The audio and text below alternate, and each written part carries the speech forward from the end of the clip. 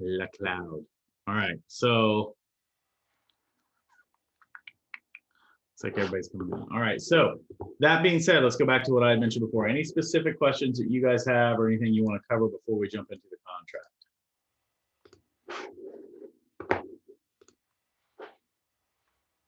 All right. Well, that sounds good. Well, then what we're going to do is we're going to jump right into Form 310, which normally takes us through some great conversations over the course of the contract. So I'm going to share my screen here. Let's see. You should see where it says Zip Forms Plus. Somebody give me a thumbs up if you can see that. All right, great. Thank you. All right, so this is where I go as a quick reference, by the way, for really any and all of the, let me make sure I get my chat box up, sorry. In case you have any questions. All right, so I really go here for any and all the, to get to the forms quickly. You can also get it through DocuSign. You log into here with using your NRDS number, which if you don't know what that is, you can look it up through here. Makes it pretty easy to do so. And then you can just select from all the forms, South Carolina forms that we have. We're going to jump to Form 310, which is a residential agreement to buy and sell real estate. And basically what I'm going to do is go through this and work through each section of it so we can take a look at it, get any questions answered that you may have. I'll zoom in as much as possible. And really what this does is it really serves as a good way for me to use as an outline for topics that have come up over the last couple of weeks. So that makes it a little bit easier to kind of explore out on some things to be on the lookout for and that sort of thing. So, all right, everybody with me so far? If you are, give me a thumbs up, even though I can only see 3 of you. So we'll have to talk a little bit on our class etiquette with cameras, but this is a contracts class, not a class etiquette class. So, all right, so paragraph 1, section 1 in the contract. This is pretty easy. It's the definitions and the fill in the blank. This is where you're going to put the purchaser of the property as well as the person selling the property. In a perfect world, you'll have their exact names as it shows on the deed of the property. However, if you do not represent the seller, you may not have a copy of the deed. And in this market, you may not have time to track the deed down prior to submitting the offer. So in this case, you would put what is on the tax records. You could put that in there. You'll obviously put how you want their buyers' names to be on the contract. What's another way that you could get the information on the seller's get the seller's information to put it on the contract?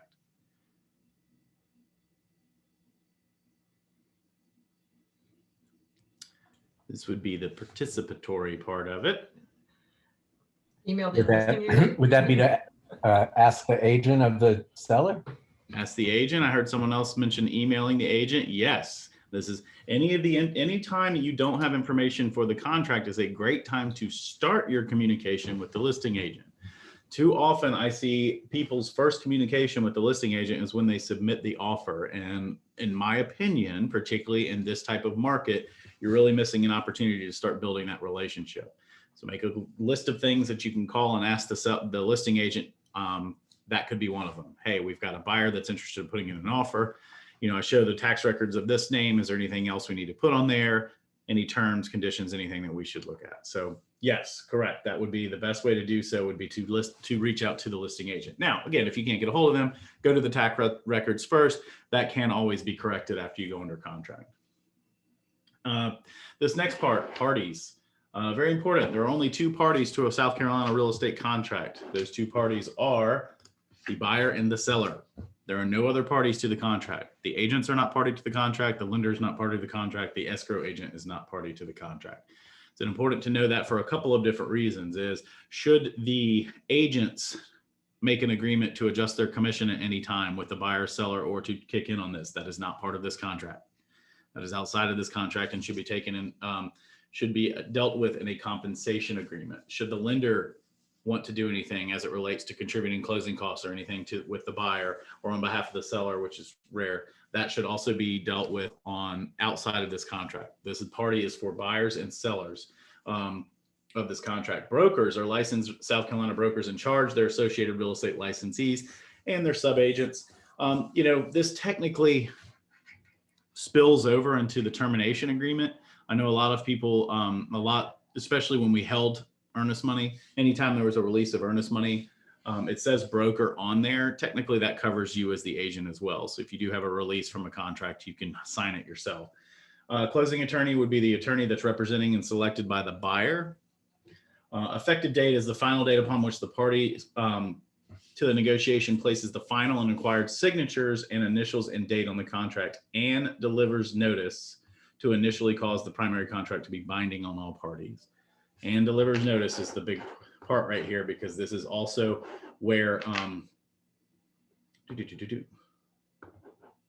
just literally lost this. And delivers notice right here.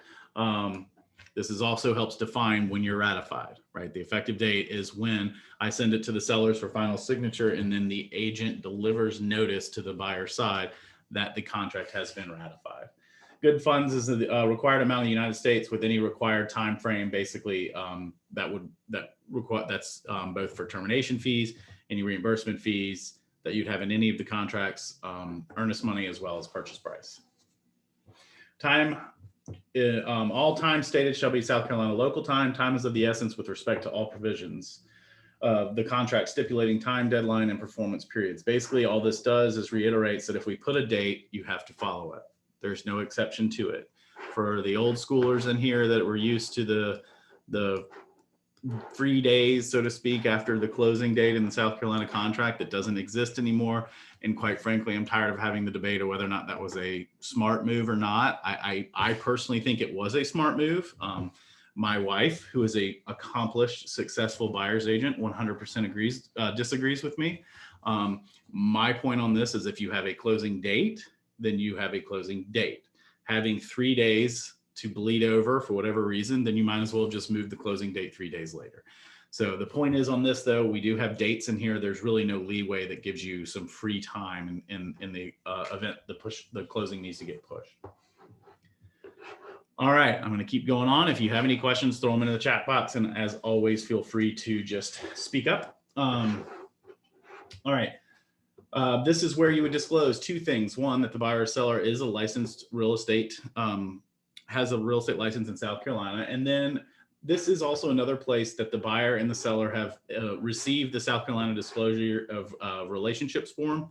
If you're working with a FSBO, this is where they would sign it. However, if they're a transaction broker situation, they would only mark as customer service in this, not client. This is another area you are covered to acknowledge that they have seen the disclosure of brokerage relationships in South Carolina. Now, it's still required as a separate document as far as our compliance is concerned. That is on the table, however, to possibly take off because it is covered now in this agreement. The reason that it hasn't completely come off is because we still do have a couple other agreements that do not have the land, and the condo agreement do not have this in it yet. So until those get updated, we'll probably still leave it in there. Purchase price, section 2, pretty easy. This is where they put what the purchase price of the property is going to be. And then that's either going to be through 100% financing, 100% cash, or a combination of financing and cash, which is what 90% of your deals are going to be. If you are going with a cash deal, make sure that at this point, verification of cash for closing is either attached or not attached, or to be delivered before a certain date. If you're a buyer's agent, this isn't as important to you because honestly, the less is more. You could go with that mentality. The less you have to provide from the buyer side, the better that is. However, if you are a listing agent and you get a contract that's a cash offer, I'm going to want some sort of verification of cash. And if it's not going to be attached, if it says not attached, I'm going to strike that, or I'm going to recommend to my seller that we strike that and put a deadline in there to have some sort of verification of cash. One of my least favorite parts of the contract is this itty bitty little sentence right here with no bold and nothing really not obvious in it, which is stating whether or not the contract is contingent or not contingent on another home selling. And then whether or not the form for this contingency, form 504, which is probably something we'll talk about soon, is attached to this. Now, again, same rule applies. If I'm a buyer's agent, I'm representing a buyer. I put an offer on a property that's contingent on my home selling. All I need to say is contingent on my home selling. That really basically gives me between now and closing with no stipulations to get my home sold, as well as get financing and everything else. Now, that doesn't mean as a buyer's agent, you shouldn't recommend that you use Form 504 because conflict only arises when there's a difference in expectations. And if you have Form 504 filled out, then there's a clear expectations from everyone of what that looks like. Depending on what time we get done today, I might jump back to 504, but basically what this form says is if this contract is contingent, then this form that's attached will give the information that's needed, i.e., has the home been listed? Where's the home located? Who's listed it? Is it under contract? When are you allowing it? How much time are you allowing it to sell, etc. As a listing agent, I would never recommend that a seller I would seldom recommend that a seller accept an offer that is contingent on a home sale that does not have Form 504.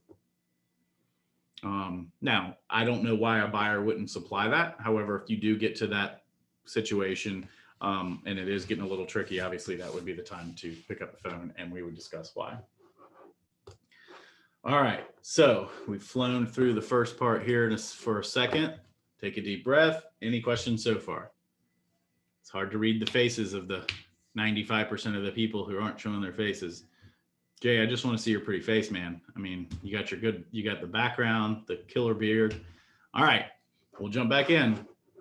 So let's go to the fun part of the paragraph, which is talking about the property that is being sold. This is one that's causing a lot of fun, we'll just put it that way, for us over the days. This is the description of the property that's being sold, okay? A couple things that are important to talk about this. Any and all lot or parcel of land, appurtenant interests, improvements, landscapes, systems, and fixtures, and further, or anything else further described below in property. So right now we're already talking about things that are included. 90% of the questions you have can be answered by going to the contract. So landscape, yes, that would be included. Systems could not be more vague of a statement if they tried. However, that would include systems that would be included. Your landscape, here we go, water system, sprinkler system, lighting system, things that you would have that would be exterior to the home, I would say based on this is included. Now, let me just say something really quickly. If you've not been to a contracts class, when I turn the thing off and go back to the camera, it's because it's a serious point to be made. If there's ever a question, ask. So if you're making an offer and the buyer says, well, I really love the landscape lighting, is this included? You know what? Because that's a certain thing for you that you're really, really interested in, I'm going to make sure I say it's included by this paragraph right here. However, I'm going to confirm with the listing agent and put it in the contract just in case. Okay. So whenever in doubt, ask more questions and put it in the contract to make sure you're covered. So jump back to this. Very important sentence right here. Seller agrees to maintain the property in operable condition and any personal property conveying in the same operable condition, including any landscaping, grounds, and any agreed upon repairs or replacements from the effective date through closing, subject to normal wear and tear. So what this paragraph is saying, or this sentence in the paragraph is saying, by the way, this is also a good way to consult with your clients in your listing consultation, is Mr. and Mrs. Seller, great, we have a contract. Make sure you understand what this contract states is you have to maintain the property from here forward, just as if you were living in it.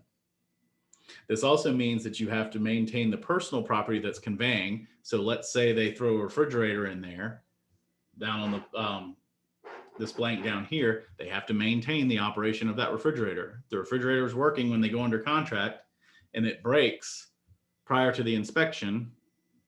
You can't say, well, that's not covered in repair procedure. If it's in here, they have to maintain it between now and closing. So it's just very important to remind them of that. The next part, which I would imagine, and I'm on the forms committee this year with SCR, I'd imagine this is going to come up. HOA, as it's written in the contract, it's currently stating, sorry for all the moving around, it's currently stating that the buyer has acknowledged the opportunity to inquire about owners association issues, common area issues, condominium master deed issues, assigned parking storage areas, membership, blah, blah, blah, blah, blah, prior to signing the contract. Now, here's why this is super important. HOA issues rules that you don't like, funding, the financing, anything about the HOA you don't like is not covered in the repair procedure. So if you are buying a condo or a neighborhood with a strict association, Mount Pleasant, and you go under contract, and then the buyer gets a hold of the association and reads it and says, I don't like these rules. Technically, this sentence said they should have read those association documents prior to going under contract. So it's important to know that and just be cautious of it. Particularly, it's not so bad in say, single family detached neighborhoods, but if you start to go into condo associations, areas like that where you have issues that may arise, financial issues, those sorts of things, they would want to know about this ahead of time. Last part, leasing issues and items, finance equipment, tenants, leases, future vacation rentals, rents, deposit, all of these, that also will be included in what they purchase. Okay, so if you're purchasing the property, you're purchasing leases that they have in place. Those don't just get canceled. We get this all the time, by the way. Buyer comes in and purchases a, sorry, my screen just did a little crazy. Comes in and purchases an investment property, and that investment property has got a tenant in there, and all of a sudden they think the tenant's just going to move out at closing. That's not the case. They have tenants' rights to stay in the property up until that point. Make sense? All right. Let's see where all of my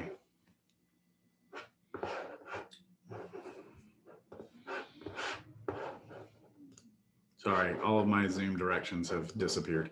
There we are.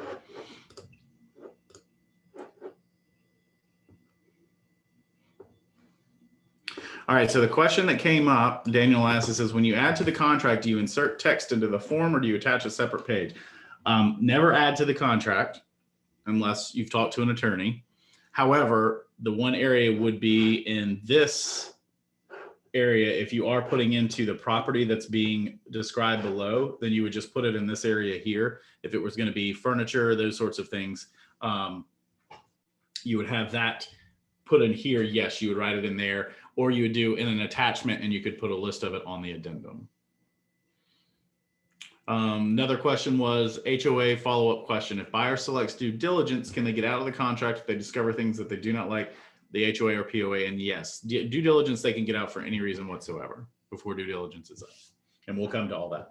All right, so next part of section 3 would be the actual property address. Property address here obviously is pretty self-explanatory. You fill in the blank. You would want to have all the information that's in here as possible. Tax map number is going to be super important, as well as the address. Make sure they match. One thing to keep in mind, listing agents, when you receive an offer on your property, you want to check that the tax map number they put in here matches yours. Reason this is important, we just recently had a listing of a condo, and the buyer's agent put in an offer for a condo and a garage, and they included both the condo and the garage in here. However, what they did not know is the buyer had sold the garage about a month ago. The listing agent did not catch, neither did the seller, catch that there were 2 TMS numbers in here, one including the garage and one including the condo. So we moved forward, and about a week into it for inspections, the buyer's agent asked for access to the garage. Listing agent says there is no garage included. Now, all of a sudden, we've got a conflict. Now, clearly, the seller can't sell a garage he doesn't own anymore. Now we have the issue of a buyer who was purchasing what they thought was a condo and a garage for a certain price. A seller saying we never advertised the garage, so I shouldn't get it. However, they're under contract now for something they don't own. And now the lawyers have to look at it to see who can get out. Okay. Now, in my opinion, and I've told our agent as well as the buyer's agent, that was both of their faults. There should have been some more clarity in discussion ahead of time. The buyer's agent should have been more clear. There was no garage offered in the MLS or anything like that. They should have probably communicated it more clearly. And then on our side, the listing agent absolutely should have caught, because not only did they have the TMS number, they did have garage written in there. Again, mistakes happen. Totally get it. No judgment. And we've got to find a way to get through them. If you don't have information, if you can't find all the information you need in the tax records to fill in here, at least put dashes in there just so they're not blank. I know that sounds silly, but I hate blanks in contracts. So even if you just have a dash through there, I wouldn't put NA just because it could be misrepresented. Just a dash is fine. All right. Conveyance, closing, possession. Basically, closing occurs at 5 p.m. on or before whatever date is here, which is now considered the closing date. Conveyance shall be fee simple, made subject to all easements, reservations, rights of way, restriction, covenants of record, provided they not make the title unmarketable. So basically, they have to have a marketable title. And to all government statutes, ordinance, rules, permits, and regulations. Seller agrees to convey marketable title with a properly recorded general warranty deed, free of encumbrances and liens, except as herein stated, and in names blank. So this is where they would put the names of what they want the title in there. Quite honestly, I don't know why this is still in there. But if your buyers have what they want to put in there, that's fine. If you don't have anything in there, it does not affect the contract. A couple things I want to point out specifically in this one. First of all, the property belongs to the seller until 5 p.m. on that day. And the reason that I talk about this is a lot of times something happens on the day of closing and people start freaking out. Closing was scheduled for 9 a.m. and let's just say the seller didn't do everything they needed to do by 9 a.m. Take all the other deadlines out of this. People freak out and say, well, they're in breach of closing contract because they didn't close and we're closing at 9. No, it says 5 p.m. So just because the buyer chose 9 doesn't mean that the seller is absolutely obligated to have everything done by 9. Now, this is a technicality on which you don't want to battle, right? I mean, if you have a closing scheduled at 9, then schedule the closing at 9. Schedule everything to be done the day before. But understand that they have until 5 p.m. on that day to get everything done. Also super important to understand that if the buyers are not able to close on the loan and fund it by 5 p.m. that day, this contract is dead. So if you're trying to clean anything up and you don't have anything worked out and then something happens in the final hour and you don't get an extension as the listing agent, you don't have a contract after 5 p.m. Now, that's not always a terrible thing because you may have a buyer that's now desperate to get back into the contract, but we're not looking for desperate buyers. We're looking to close on a contract that everyone agreed upon. If you are a buyer's agent and your lender at the last minute tells you, we are not going to get funding today, but we will have it Monday. Okay, great is not a way to handle that. You need an extension. The seller has to agree to extend it to Monday and they do not have to, right? So I know that sounded weird. They have to agree to extend it to Monday in order for the buyers to close. They are not obligated per the contract to extend it to Monday for the buyers to close. This is super important right now. And where it sounds like it's kind of obvious, the reason this is so important is people just are blaming it on lenders. That doesn't matter. Nothing in here says except if the lender doesn't perform. It's based on the buyer and the seller. Those are the only parties of the contract. So you need to be, as a buyer's agent, diligently following up with the lender that week. And if 1 or 2 days beforehand you start to get, or 3 days beforehand you start to get, they're getting a little shifty, then you need to get on the horn with your buyer. By the way, you're not the knight in shining armor in every situation. If you've got a situation where you have a lender that's not getting you some answers, there's nothing wrong with calling your buyer and saying, hey, I need your help holding these people to the fire, because if we don't close at Friday at 5, you do not have a contract. The sellers do not have to extend it. And I'd love to say that sounds dramatic. You would be shocked at what I've seen over the last 6 months. We've had sellers that waited till 5:01. We were subpoenaed for a deposition last week. Sellers waited till 5:01. The lending hadn't been funded. They sent over a termination and cancellation of the contract. And now they turned around and sold it to someone else. These buyers had everything in their moving truck ready to move in. The only thing they needed was the funding of this. I'm not saying it's right or wrong, I'm just telling you our job is to protect them in the contract. So it's super important that everyone understands this 5 p.m. is not a suggestion. And for us old schoolers, we don't have the whatever days they used to be called where we had a couple days of grace. So, all right, let me go into these couple questions really quickly.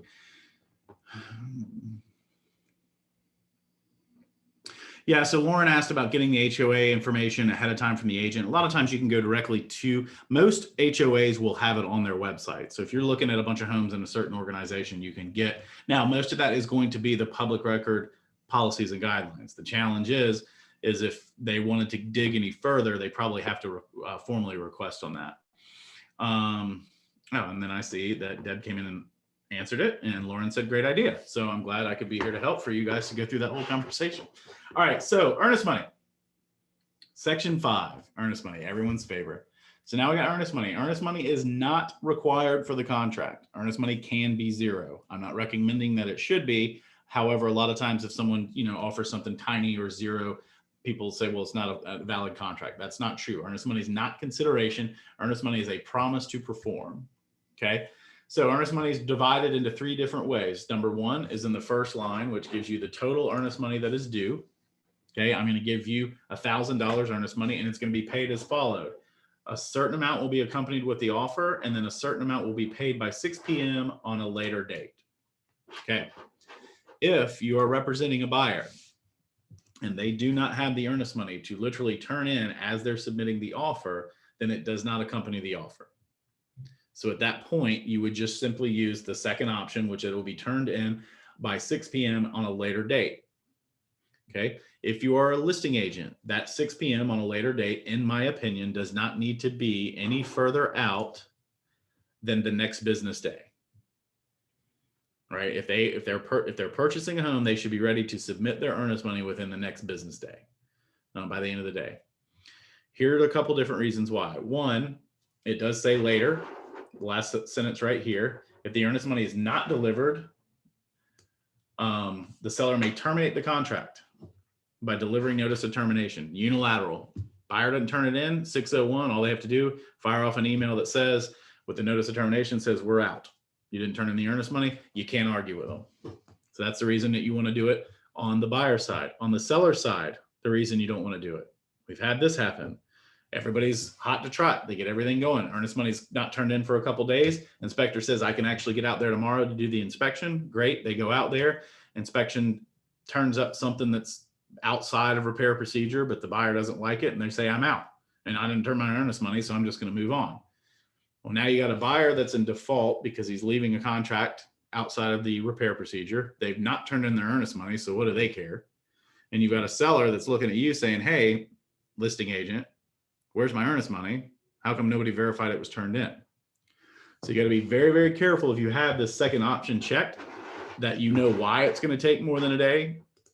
And is it necessary to do that if they have repair procedure? If it's due diligence, it's a different story, but just keep in mind that it can get tricky if you're waiting out a couple days for the earnest money.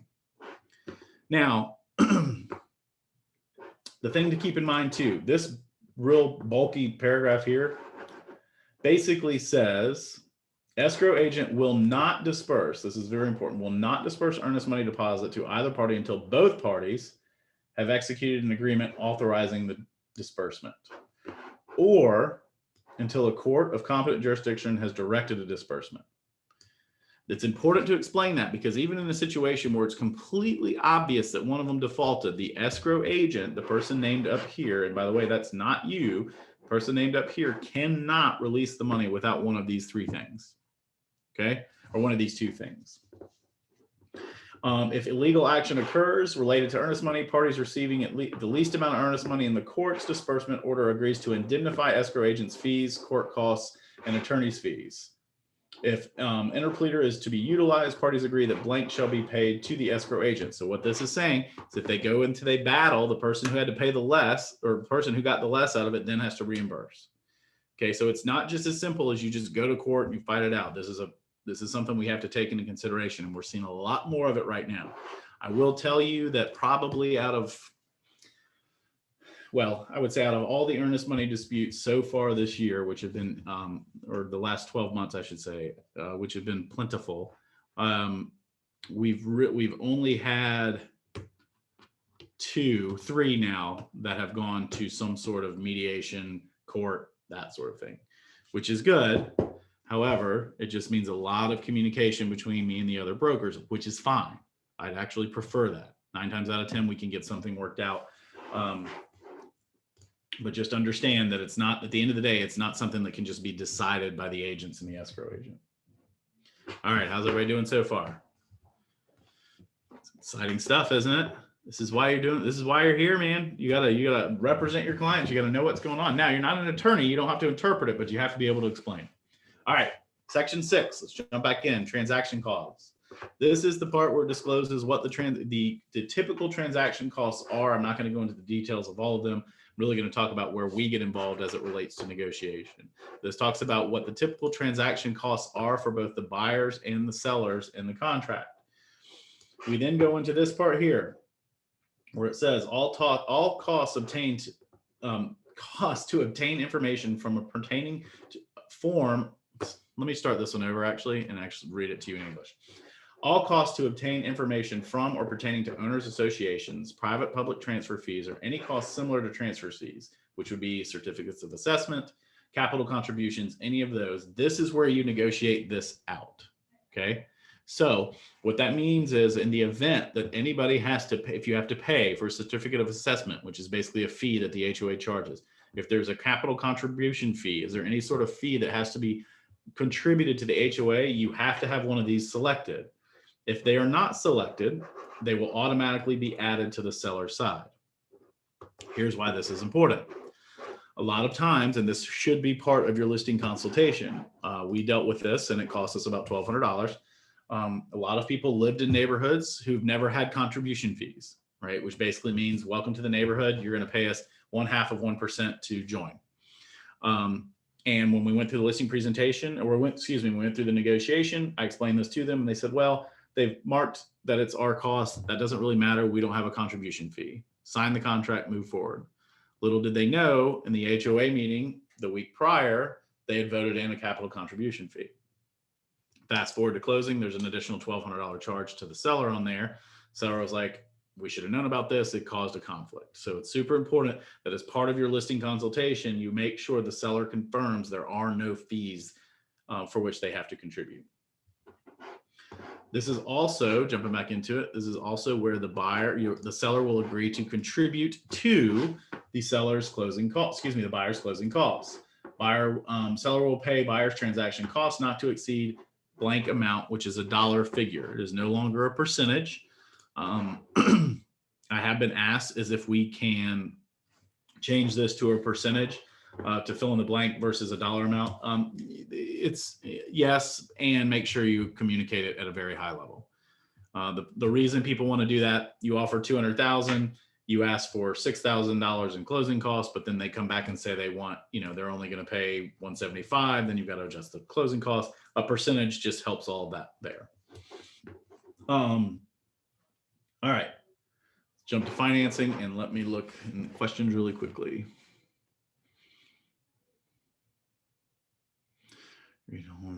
Holding the money, the seller can then control by not signing the escrow agreement.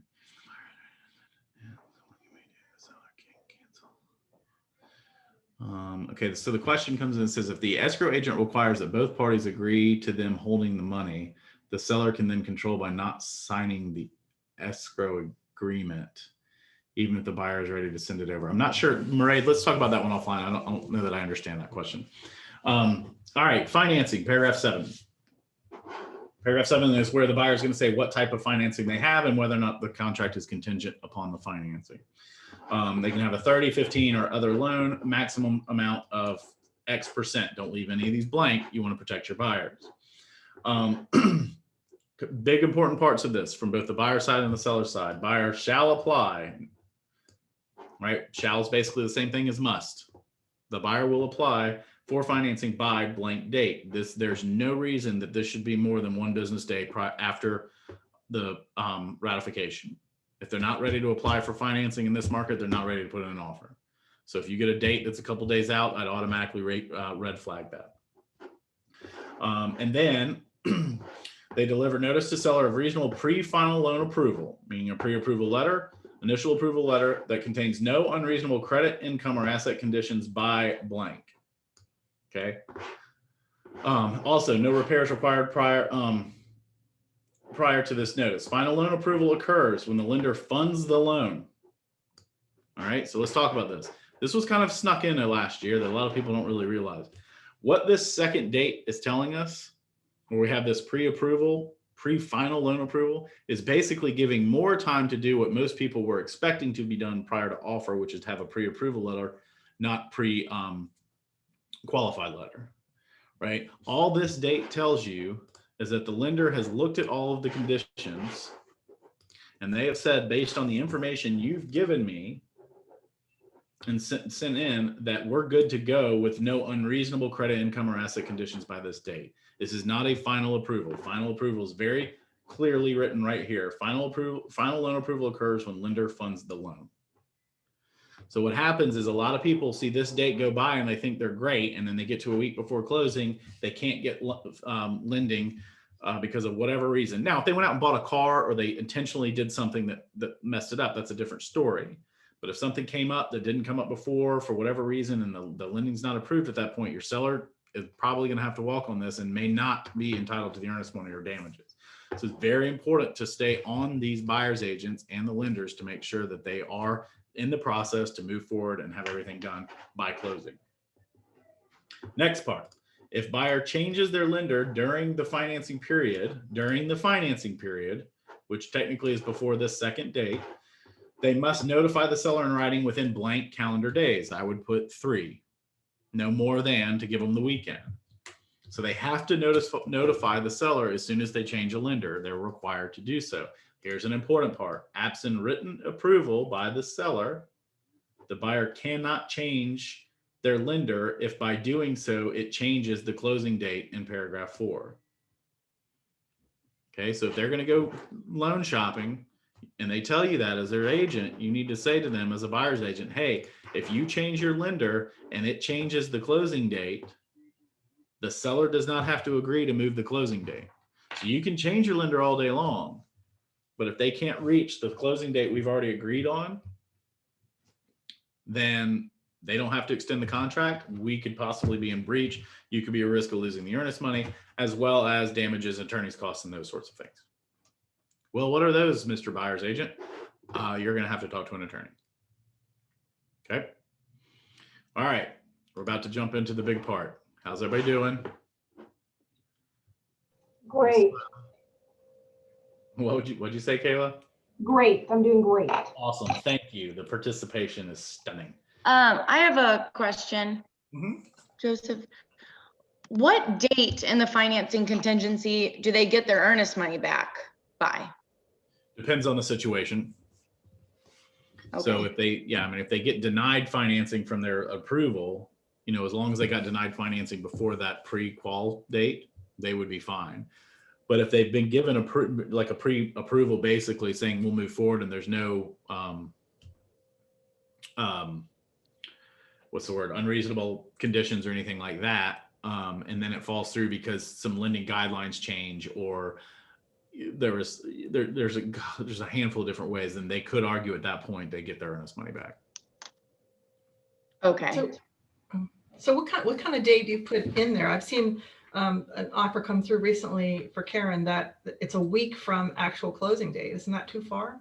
Yeah, I think I think that is too far. And what I will tell you is probably happening most times, and this is a great question, Deb, because most times what's happening there is it's a misunderstanding by the buyer's agent of what that date means. It's not, most of the time agents aren't trying to do something tricky, right? So I think a simple communication would be, hey, I noticed that you put February 15th. The challenge we have on that is that basically means they don't really have to they can apply, great, but then they can drag their feet at giving all of their information to them until the week before, and that puts us at risk. So we prefer to have this pre-qual prior to that. Okay, thank you. Yeah, absolutely. What else? All right, here we go. Buckle up, folks. It's section 8, our favorite section, repairs. All right, in South Carolina, when you purchase a home using Form 310, you have 3 options as a buyer and as a seller as it relates to how to have the home inspected and or have any repairs requested. They are the repair procedure, which we'll go over first. There's then due diligence, and then as is. Let's go through repair procedure. In a nutshell, the best way to look at repair procedure is pre-agreed repairs, right? What the repair procedure says is that all repair procedure inspections and requests shall be completed and delivered by 6 p.m. on blank date. This can be, 2 weeks is, in my opinion, is fine, because understand they have to have the inspection done and they have to request repairs. you can maybe get away with 10 days depending on when it is. As a buyer's agent, I do think one of the things to do is if you're negotiating this and you know this is the house you're going to go in on, you might want to go ahead and pick up the phone to your inspector and say, hey, how quickly can we get you into 123 Main? You can always postpone an inspection, right? But go ahead and get on their calendar. So up until that point, you get the property inspected by any and all inspectors you need to get. We're going to come back to that, but just any and all inspectors you need to get. Now, actually, I'm going to go to it now. That's the reason you should get it done sooner rather than later, because a lot of times home inspectors are going to come back and say, recommend a licensed electrician check this, or recommend a licensed HVAC person check this. Let me just go ahead and say this, and I mean this with all love. Requesting a seller to have an inspection is not part of the contract. So when you submit a repair procedure that says request seller have a licensed HVAC inspector inspect the HVAC, you've now changing the contract to make the seller do the inspection versus you doing the inspection, or a licensed electrician, right? Now, keep in mind, it doesn't mean they can't do it. Sure, they can, but why would you want the seller to do it? The seller's now going to go find their inspector to come out and do an inspection that's going to be working for them. Okay, so all those inspections would be covered during this first time period here. Now, in the event the inspector finds anything that needs to be repaired that falls under these main areas here, which are going to be heating system, air conditioning systems, electrical systems, plumbing systems, water supply systems, water waste systems, anything that's within that needs to be done to convey them an operating condition, or to make the roof free of leaks, address any environmental concerns, and to make improvements structurally sound. Any of those come up, then you put notice to say these need to happen. These repairs, these things need to happen in order for you to be within the contract here. Right? It specifically says it right here. If the buyer fails to notify the seller within this time frame, buyer shall have waived the rights under this section. That's not good. Okay. If the lender's commitment requires any additional inspections or certification, these are to be provided by the buyer. It does not state these are necessarily protected by this deadline. Buyer at buyer's expense shall have the privilege and responsibility to inspect the structure, square footage, environmental concerns, including but not limited to, and then it lists basically everything again, and then adds mold, radon gas, lead-based hazards, everything of those, appurtenant buildings, heating systems, air conditioning, electrical systems. What this is telling us is twofold. It is saying, buyer, we will, per the contract, if any of these issues come up and you haven't inspected and you show it that these issues have come up, we agree that we will fix them, or you can get out of the contract. You also have the obligation to have all of that inspected, right? It's not my job to inspect it, which is kind of what I was saying before. Now, in the event that something else comes up, well, we'll get to that. In the event that the seller does not want to do these repairs, then the buyer can get out. However, if the seller does agree to do the repairs, the buyer must stay in the contract as the seller of the repairs that are covered in the contract. So then we move to the second paragraph of the repair procedure that says no later than 6 p.m. on blank date, seller shall deliver notice agreeing or not agreeing to make repairs in the buyer's repair requests. Now, here's the thing. This is where it gets a little tricky. First of all, this date should be at least, I would say, 3 business days after this date up here, because you need to give your sellers time to do the research of what the cost is going to be on some of these. Now, if they, if they have 10 days in there for this first date and they get it done in 2 days, it's kind of a moot point. Go ahead and submit it over and everything gets done quickly. However, it says right here, seller shall deliver notice of agreeing or not agreeing to make repairs in the buyer's repair request. Now, the buyer's repair request can include all repairs, anything. It could have repairs that aren't part of the paragraph. That's where this gets said. The cost of all repairs to heating, air conditioning, electrical systems, wastewater systems, making them operable, free of leaks. I love having glass doors and walls, by the way. Everybody say hi to John Crompton. Contracts. He doesn't need to be in here because he's a contract expert. I got him on speed dial. That's right. which is also fine.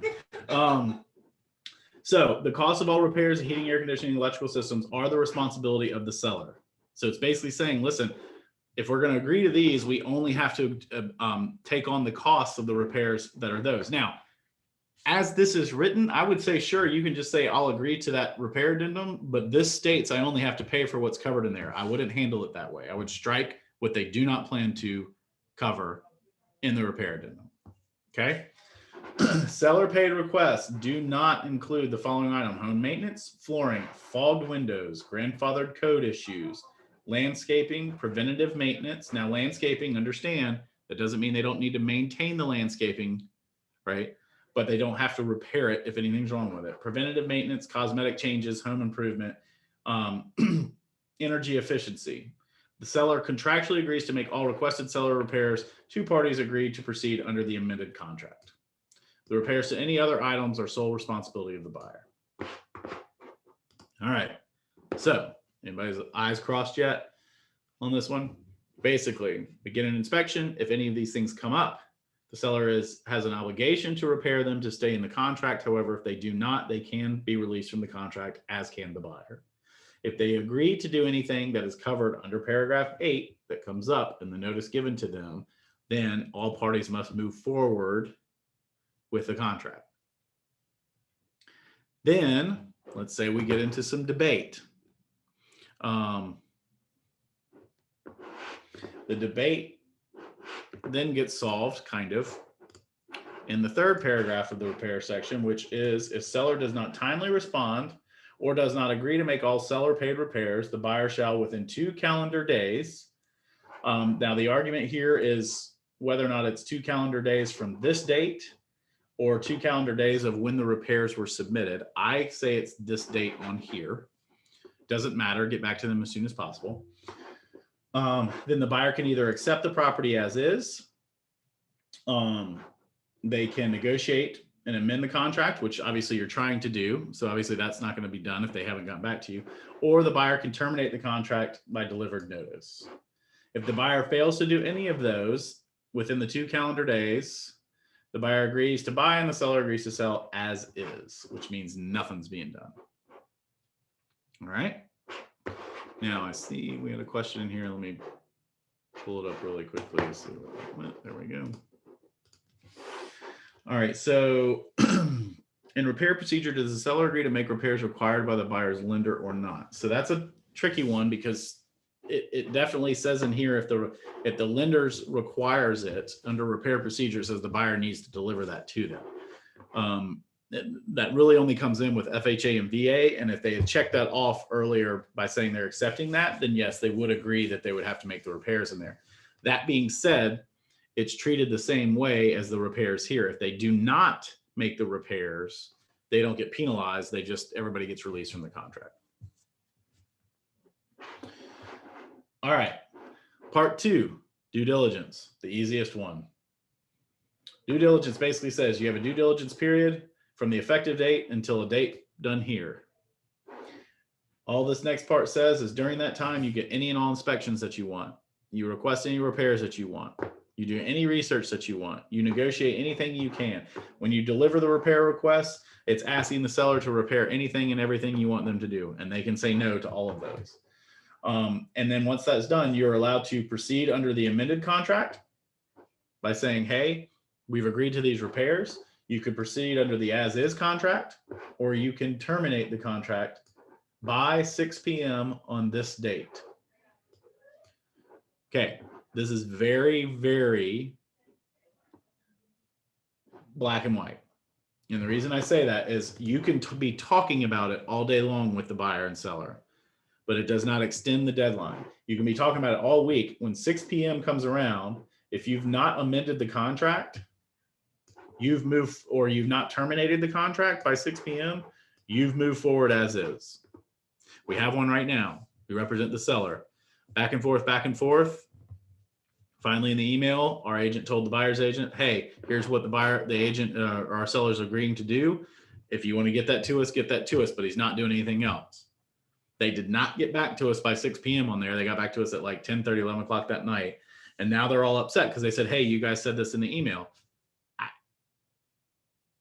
it doesn't matter, right? You either need to terminate, come up with a new amended contract, which means it's on one of these forms and has been agreed upon, or you're proceeding as is. There is the opportunity to put in a termination fee in here. The question I always get for this is, what should that amount be? Some people say equivalent to the earnest money. I personally feel like that's a little punitive if the earnest money is super high. What you can do if you have a 2-week due diligence, maybe get a rough estimate of what 2 weeks worth of a mortgage would be in that price point, or carrying costs, or that sort of thing. Question is, what's recommended due diligence? Because you have to have all of this done, I would say 2 weeks to give to give that 7 to 10 business days, I think in this market is reasonable, because you've got an issue with inspectors getting out there in a certain period of time. Then you got to understand that once the inspector goes, you got to get the report. Your buyer's got to review it. Then you got to send this. Then you got to decide what you really care about. Then you got to send it to the seller. The seller's then got to get a contractor to say, hey, here's what I want to do. What all does this cost? So I would give 2 weeks on it. I know a lot of listing agents are like, no, you should do it as quickly as possible. That's fine. You can try to do that. We're not, again, my number one golden rule of contracts is the purpose of a contract is not written to win the earnest money. The purpose of the contract is for the buyer and seller to come to an agreement and close on a house. So all we do by shortening up periods and doing stuff like that is try to really cause people to default, which I don't really think is a win-win. All right. Now, it specifically states again in all bold, in the event you don't do anything by the end of due diligence, everybody moves forward as is, which means they're buying the house regardless of what comes up. Now, one could argue, what happens if financing falls through? All right, well, then possibly they'd get out of that. But if something comes up, if they can still get financing and they can still purchase the home, they got to purchase the home. And then as is the most cut and dry one. And quite honestly, I haven't yet. I'm close to possibly maybe consulting with some people about making this not a recommended practice within Keller Williams, because it is not good. It basically in no way, shape, or form protects your buyer. And where it's good for the seller, possibly, I think it's still open enough. And the SCR attorney agrees on this, is it opens it up for a lot of conflict. Because if you have an as-is contract, but you've still got financing contingency, well, the seller may think, hey, as is as is, or you've got as-is contract, yet you've still got paragraph 11 with the CL 100. Now you've got a conflict. So there's just, the bottom line is, as is means you can buy the house, you can get it inspected, you can have any and everybody inspect it. There's a deadline on the inspections. I don't even know why there's a deadline on the inspections, because it doesn't matter. But it says the seller is under no obligation to remedy any issues the buyer discovers during their inspections. And the buyer may not terminate the contract based on the results of any inspections conducted. I get that a lot of people think that makes you very competitive. It does, I'm sure. However, here's what I know. At the end of the day, as black and white as the contract is, if a buyer doesn't want to buy and a seller doesn't want to, or a seller doesn't want to sell, great. They've got a contract that doesn't work in their favor. That doesn't mean they're going to just say, oh, okay, right? So that's why I go back to communicate what the purpose is. Mr. Buyer, you want to go in as is. What does that mean? Because here's what happens most of the time. Sellers say they want to sell the home as is. And what that means is they're not going to do repairs, right? Which a buyer could be completely open to. Then that's a different verbiage than as is now. If you go in to say as is now, a buyer may be thinking, sure, I won't ask for any repairs. Then they go get it inspected and the foundation's settling. Doesn't matter if they've checked off as is. They could say, well, I was open to not doing repairs, but this is a bad repair. I mean, this is more than I want to take on. They're not protected in that. So it's really hard to justify from a buyer standpoint doing this, unless it's just an extenuating circumstance. Okay. All right. How are we doing? Oh, we're doing good. Let's jump back onto it. All right. Inspection rights. Inspection rights. Buyer and seller licensed and insured inspectors reasonably perform any reasonable, ultimately non-destructive examination and make reasonable record of the property with reasonable notice to seller through closing. Okay, basically it's saying you can have the home inspected, give us notice. You can't go destroy the home, tear it apart looking for it. It's got to be reasonable on how you're doing it. And then they are saying in here that they do need to be licensed inspectors. That would be mainly towards the repair procedure. Due diligence, it's really kind of hard to just, to say it has to be done by a licensed inspector, because due diligence, sure, you can have inspectors done, but then you could also have someone come in with an opinion that's not an inspector, and that's going to be protected. The bold here says the seller will make property accessible for inspections and not unreasonably withhold access unless otherwise agreed on in writing. Seller will grant the buyer the right to perform the final walkthrough of inspection to the property within 48 hours prior to the closing date. Seller will keep on the utilities operational through closing unless otherwise agreed. And then you would check here, seller grants buyer permission to connect utilities, pay for utilities, yada, yada, yada here. I don't ever recommend that you allow the other party to take on the utilities, yourself included. That may come up a couple times if you do any REO bank-owned properties. You may have to put utilities on in your name, but where the buyer may have to for inspections. In any other situation, though, I would not recommend that. This does give a short reminder that just came up recently in one of our transactions, just to make a little side note for you buyer's agents. Be sure to remind your buyers that they have to turn electricity on the day of closing. The sellers turn electricity off on the day of typically. The buyer should have it turned on the day of typically as well. Just quick reminder on that one. Appraised value. Paragraph 10, the contract can either be contingent on or not on the appraisal. Now, basically, that's pretty self-explanatory what these are. If it is contingent on the appraisal, here's how that works. If the appraisal comes in low and the seller agrees to move to the appraised value and accept that and all other terms, including the same closing costs, everything else, if the seller agrees to do that, then the buyer has to go forward with the closing. However, the seller does not have to agree to do that. And if not, everybody can walk from the contract without penalty. Here's where you want to caution yourself. A lot of people now are putting this contract is not contingent upon the property being valued because they're getting into bidding wars and we're in a crazy market and everyone's losing their mind. Here's the challenge you're going to have on that is you can say the contract's not contingent on the appraisal all day long. The lender may not agree with you.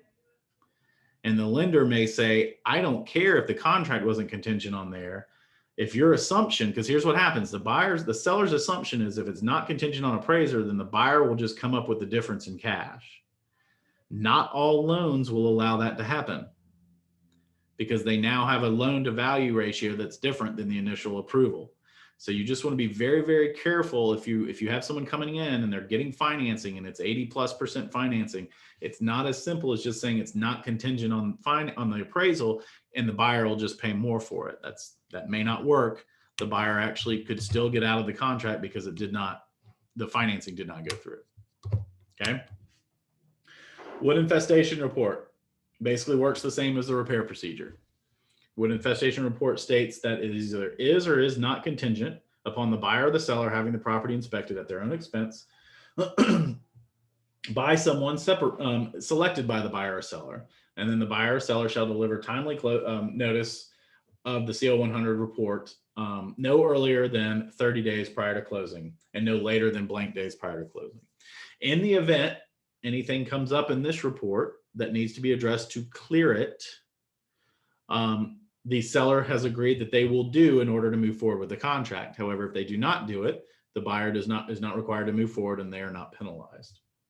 Couple things on this. One, I think if you're representing the buyer, it should be your recommendation that the buyer pick the person, the buyer pay for the person, and the buyer deliver notice because it's no different than an inspection. I know a lot of times buyer's agents want the seller to pay for it to save their buyer a couple bucks. It's less than $100. They should be hiring someone on here. If you do not deliver it by the no later than calendar days, you run the risk. I'm not going to state this. I'm not an attorney. You run the risk as the buyer of voiding this and the seller saying, you didn't deliver it to me in time. I don't have to do anything. Again, this may work depending on the financing. This may work against you when it comes to financing. So again, it's all about making sure all the numbers and everything come together. Basically, this next paragraph that's on here talks about what I said. It's the three options that you have. The seller shall remedy any deficiencies, have all this done. In the event they don't do that, the buyer can either accept the property in its present condition, negotiate with the seller for payment of these repairs, or terminate the contract by delivering notice to the seller. All right, let me look. I got a question here for this.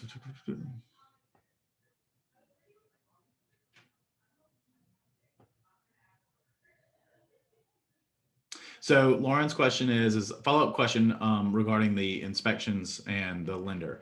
This is a great question. So for example, it's an FHA VA loan. You won't know what the lender's required repairs are until the appraisal. No way that's done prior to repair procedure deadline ending. Correct. Can you still get the earnest money back for the buyer if seller refuses to make lender required repairs? This would likely also be for pre-approvals.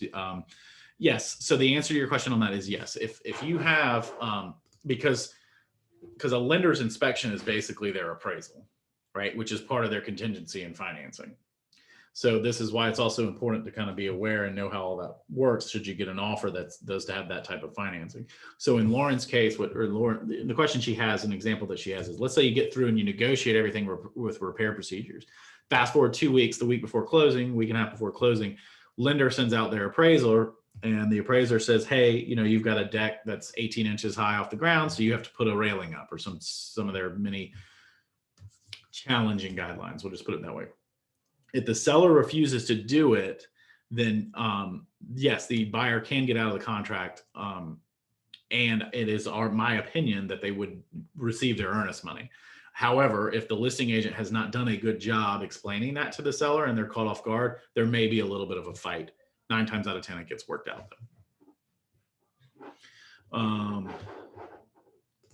All right, jump back into it. Good news is the rest of the contract is pretty much read it, and there are disclosure issues, and people have been sued before because of this, so we have to put it in the contract. So we're just going to throw it in here as an extra thing. Paragraph 12, survey, title, examination, elevation, and insurance. This is basically a disclosure paragraph that says that we recommend that you have the property surveyed, title examined, which will happen, elevation, wetlands, beachfront determined, and appropriate insurance, flood content, hazard, liability, effective at closing. Unless otherwise agreed upon in writing by parties, buyer to obtain new insurance policies by closing, and seller may cancel existing insurance after closing. Flood insurance, if required by lender or a buyer's option, shall be assigned to the buyer with permission of carrier and premium prorated to closing. Buyers are solely responsible to investigate pricing, availability, coverage, and requirements of insurance for the property prior to signing the contract. This is another one. If you have repair procedure and you do not know what your insurance is going to cost, and you get into it and the buyer finds out their insurance is going to cost them $6,000 a year and they had no idea they could do that and they can still get financing, they technically will not be protected if they want to get out of the contract, because this specifically states you did your homework ahead of time, which is all the more reason why due diligence is better for buyers. And I understand in this market, it doesn't make you as competitive. So do your homework ahead of time. Survival basically says anything agreed upon in the contract is required to be observed, kept in place after closing. Again, this is closing is your leverage. So if the seller's agreed to do repairs and they haven't done it, technically this protects it and says after closing, they'll still do it. Then you've got to go have them do it. But, so my thing is always have them do it by closing. However, this does technically state that it survives closing. Home warranty basically states that there will be a home warranty or will not be a home warranty, who's going to pay for it, what the company is going to be, and in all caps discloses that there is a chance that the agents are making money off of the home warranty, but you are not required to purchase a home warranty. If you are selling your personal property, by the way, to be covered on E&O, you have to, if you're purchasing it, you have to make sure that, or if you're selling it, you have to make sure the buyer side knows that a home warranty is available. Doesn't mean you have to provide one, but you want to make sure in negotiations or somewhere you do put them on notice that there is a home warranty is available for it. Paragraph 15 basically says if anything happens to the property, fire, hurricane, anything that it is, you can basically repair all the damage and sell it. You can remit to the buyer the amount for sufficient for repairs, or assign to the buyer the right to all proceeds of insurance for that. If none of those work out, it can be canceled with no penalty to the buyer. Paragraph 16 says that the buyer has or seller has or has not filled out and delivered a seller's property disclosure. There really is only a couple reasons that the seller will not provide it. In accordance to the South Carolina Code of Law, we're probably going to do a broker minute about that, because there's been a lot of questions about what qualifies to not fill it out. And a lot of times we're mistaken on what that is. So you want to make sure if your buyer checks this off, it's basically stating, hey, I've seen the property disclosure statement, I've read the property disclosure statement, and I'm okay with the property disclosure statement. So I now have more people walking past my office. So just understand that you have, this is what is going to happen here is it basically says they have filled it out and they're okay with it. All right. So if they check that off, make sure that they have actually read the property condition disclosure. 17, lead-based paint. Basically, if the home was built prior to 1978, you do have to have disclosure signed by everyone regarding lead-based paint. Sex offender criminal information, any of that information is the brokers are not responsible to provide that. So if the buyers or sellers are interested in that, they do need to go to public record. Trust account doesn't really pertain because I don't know of any escrow agents that have an interest-bearing trust account. But this is basically says that it's giving permission that the broker may or may not place deposited earnest money into an interest-bearing trust account. Most of the time, buyers don't care unless you're talking about a huge amount of money. And in that case, it doesn't really pertain because none of the escrow agents hold it. So you can put may not on here. It protects the buyer and they'll be fine. Paragraph 20 says they will cooperate with the non-resident gain and comply at closing. The attorney will take out the proper taxes as calculated at closing. 21 basically says that they've signed here is the entire binding agreement between the parties, that there are no other agreements, oral or otherwise, modifying the terms. That includes, but is not limited to, a pre-occupancy agreement, a leaseback agreement, additional money outside of closing. No other agreements between the parties of the contract can be outside of this one. Excuse me 1 second.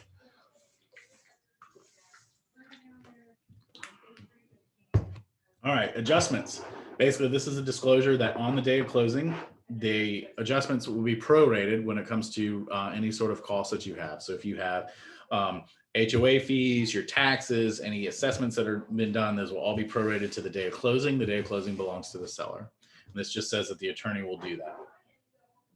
These are the standard bullet points. If a buyer or seller asks you what happens if they were to default on the contract, you can point them to paragraph 23 and then say, if you have any questions on specifically what these are, you will need to talk to an attorney. Because how it's written is pretty aggressive. However, what you want to get away from is, well, I mean, if I walk away, are they really going to sue me? If I give them the earnest money, are they really going to sue me to buy the house? Well, no, they're not. I mean, I can tell you right now, a long time of doing real estate, I've never heard of a situation where a buyer actually was sued and had to perform on purchasing a home. That's not the only penalty, though. That could cost them money. The exposure that the sellers had damages anything they had there. So if you get into those discussions, reach out to me or have them reach out to an attorney. Mediation basically says if there is a conflict here, that in order to avoid any sort of expensive litigation, yada, yada, yada, that they will try to mediate the conflict first prior to suing everybody. And that we have policies and guidelines and recommended mediators that are, not of conflict that could help with us. This is actually a very productive way to go. We've done this a couple times this year. Non-reliance clause basically says that basically everybody in this has freely entered into this contract. They've read it, they understand it, and they had any questions outside the scope of real estate, i.e. law, taxes, finances, that they've consulted with outside parties regarding that.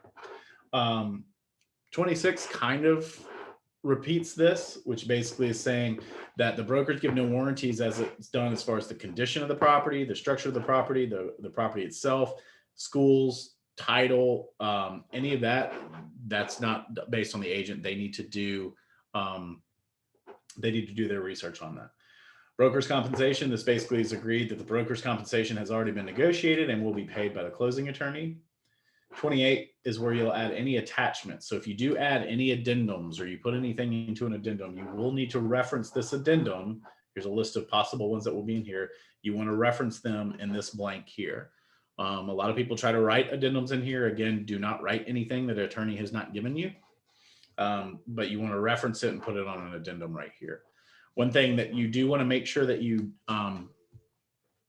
let people know is if you do have an addendum, make sure you spell that out in your offer. If you're, for instance, we just had a situation where we submitted an offer and one of the agent, there was a competing offer situation and our agent submitted an offer with an escalation clause and the listing agent did not see the escalation clause. And so they accepted someone else's offer, which did not go well with our clients. And, you know, one can argue all day long, well, geez, the listing agent should have read through it. Sure, I agree with you. And you could possibly up your practice on how you submit offers.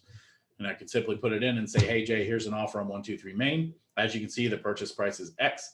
Please note the escalation clause referenced on page 7 that does say the buyer is willing to pay up to X amount. Okay, the more communication, the better. Don't search for gotcha moments in these, search for moments to make sure everybody's on the same page. And then notice and delivery talks about notice and delivery are unilateral communications. They will be delivered to the information that's given on this document, which on the last page, it has the contact information for the agents involved. Paragraph 30 basically is a disclaimer on a couple of different things. One, you could be surveilled when you're looking at property or when you're in inspecting property. So be careful in that. If you are going to surveil your property as a seller, you need to make sure you follow the guidelines. Also says that you want to make sure that you are reviewing, reading, and going through any of the contract. And if you have any legal questions, you'll ask an attorney. And then expiration of the offer. This is, hey, I'm submitting the offer. If the offer, it will expire automatically if no action is taken by either party 30 calendar days. So if you don't have one on there, that's where that would come in. And then you have all the signed information on it. All right. Let's see. I have one in here. Can we not do the financing contingency together? Yeah, Lauren, let's get together. We can talk about that. I can't do it right after this. I do have an appointment, but shoot me an email. We'll jump on and be able to chat about that for sure. All right. What other questions do you have?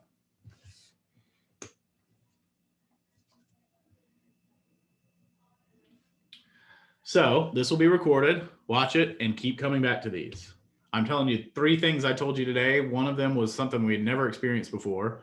And they're new to come up on this. 2 of them are very rare occasions on some of the examples I gave today. So I really encourage you. I know that this may not be the most exciting topic for a lot of you. I love this topic. I think contracts are fascinating. I also think it's a huge part of our value proposition. I've always said that, you know, one of the best ways to gain your client's confidence is to be able to explain this contract in a way that makes them feel comfortable. And when we're in a highly emotional market right now. And if things start coming up quickly and you're not able to explain the contract, again, you don't have to explain it word for word, and you'll never lose a client to say, you know what, my interpretation is this, but let me double check with my broker really quickly. You'll never lose a client from that. Giving them answers that just to give them answers though, they will see right through that. So just be careful on that. It's really, really good to know this. And there are no dumb contract questions. And I will also say the more you know on the contract, the less opportunity you have for emergencies. So just be careful on those. There are not many real estate emergencies. However, I know in this market, when you're getting into bidding wars and things like that, if you're trying to do that with a contract you're not super familiar with, that can be stressful. So, all right. If you have no more questions, then y'all have fun. We'll see you next Tuesday at 2. All right, guys. Thank you.